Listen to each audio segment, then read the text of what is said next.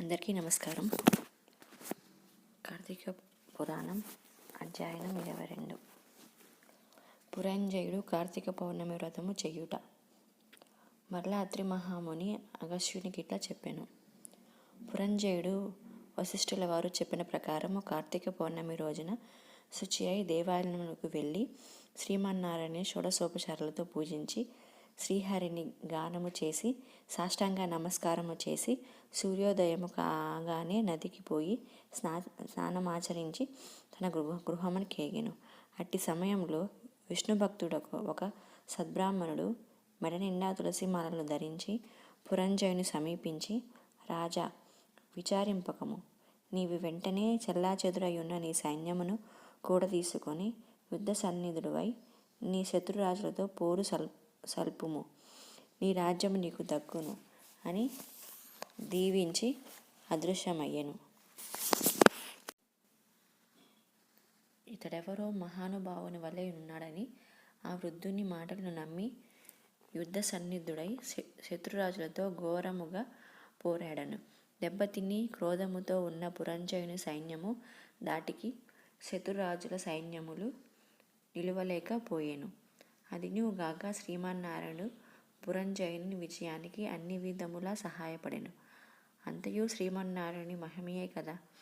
ఆ యుద్ధములో కాంబోజాది భూపాలులు ఓడిపోయి పురంజయ రక్షింపు రక్షింపు అని కేకలు వేయుచు పారిపోయిరి. పురంజయుడు విజయము పొంది తన రాజ్యమును తిరిగి సంపాదించెను. శ్రీమన్నారాయణుని కటాక్షమునకు పాత్రులైన వారికి శత్రు భయము కలుగుతుందా? విషం త్రాగినను అమృతమే యగును. ప్రహ్లాదునకు తండ్రి విషాన్ని ఇవ్వగా శ్రీహరి అని ప్రార్థించి త్రాగగా అమృతమైనది కదా. శ్రీహరి కటాక్షము వలన సూర్యచంద్రులు ఉన్నంత వరకు ధ్రువుడు చిరంజీవియే కదా. హరినామస్మరణ చేసిన వారికి శత్రువు మిత్రుడగును, అధర్మము ధర్మముగా మారును. దైవానుగ్రహము లేని వారికి ధర్మమే అధర్మమగును, త్రాడు పామై కరుచును. కార్తీక మాసమంతయు నదీ స్నానమునర్చి దేవాలయంలో జ్యోతిని వెలిగించి దీపారాధన చేసినచో సర్వ విపత్తములు పటాపంచలగును, అన్ని సౌఖ్యములు సమకూరును. విష్ణుభక్తి కలిగి శ్రద్ధతో ఆ వ్రతమాచరించు వారికి ఏ జాతి వారికైనా పుణ్యము సమానమే. బ్రాహ్మణ జన్మమెత్తి సకల శాస్త్రములు చదివి కూడా విష్ణుభక్తి శూన్యమైనచో శూద్రకులములో సమానము. వేదాధ్యాయమున మునర్చి దేవభక్తి కలవాడే కార్తీక వ్రత అనుష్ఠానము తత్పరుడైన వైష్ణవోత్తముని హృదయ పద్మమున భగవంతుడుండును. సంసార సాగరముత్తరించుటకు దైవభక్తియే సాధనము. జాతి భేదముతో నిమిత్తము లేదు. విష్ణుభక్తి ప్రభావము వర్ణాతీతము. వ్యాసుడు, అంబీరసుడు, సౌనకాది మహామునులు మరెందరో రాజాదిరాజులు కూడా విష్ణుభక్తిచే ముక్తి నొందిరి. శ్రీహరి భక్తవత్సలుడు సదా పుణ్యాత్ములను కంటికి రెప్పవలే కాపాడుచుండును.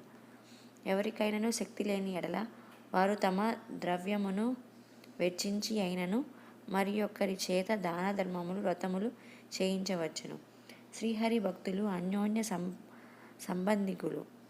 అందువలన లోకపోషకుడు భక్త రక్షకుడైన ఆదినారాయణుడు తన భక్తులకు సదా సంపదలను నొసంగి కాపాడుచుండును. శ్రీమన్నారాయణుడు సర్వాంతర్యామి, 1000 సూర్యభగవానుల తేజస్సు కలవాడు, నిరాకారుడు, నిర్వికల్పుడు, నిత్యానందుడు, నీరజాక్షుడు, 14 లోకములను తన కుక్షియందుండుకొని కాపాడుచున్న ఆదినారాయణుడు. అటువంటి శ్రీ మహావిష్ణునకు అతి ప్రీతికరమైన కార్తీక మాస వ్రతమును భక్తి శ్రద్ధలతో ఎవరు చేసేదరో వారి ఇంట శ్రీ మహావిష్ణువు లక్ష్మీ సమేతుడై వెలుగు ఉందును. ఈ ఇల్లు శ్రీ సంపదలతో కలకలలాడును. కార్తీక మాసంలో శుచి అయి పురాణపట్నము చేసినచో పితృదేవతలు సంతసించెదరు, వారి వంశమంతయు తరించును. ఇది ముమ్మాటికి నిజము. 22వ రోజు పారాయణం సమాప్తము. Thank you so much friends. Please subscribe.